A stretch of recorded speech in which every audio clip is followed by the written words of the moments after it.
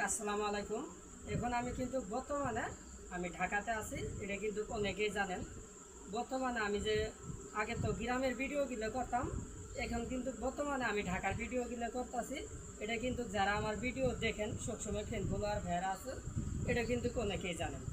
তো ইতিমধ্যে দেখা গেছে কি কিছু কিছু আমার ফ্যান ফলোয়ার ভাইরা আছে, আমি ঢাকা যে এই ভিডিওগুলো কষ্ট করে করতেছি, হাতিঝিল অথবা রমনা পার্কে অথবা জিউর উদ্যান, এইসব ভিডিওগুলো করতে গেলে কিন্তু অনেক কষ্ট লাগে, অনেক পরিশ্রম লাগে। দেখা গেছে কি আমার কিছু কিছু ফ্যান ফলোয়ার ভাইরা আছে, আমার ভিডিওগুলো ডাউনলোড করে তারা কিন্তু তাগর আইডি নিয়ে ছাড়তেছে, আইডি দিয়ে ছাড়তেছে।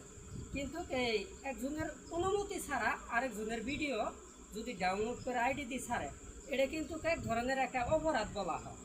যদি আপনাদের ছাড়াই লাগে, যার ভিডিও ছাড়বেন অথবা তার একটা পারমিশন নিয়ে ছাড়বেন, যে ভাই আপনার 2টে অথবা 3টে 5টা ভিডিও আমার পছন্দ হয়েছে, বা আপনার ভিডিও আমি ডাউনলোড করে আমার আইডি দিয়ে ছাড়তে চাই, ভাই তাতে আপনার মতামত কী বলেন।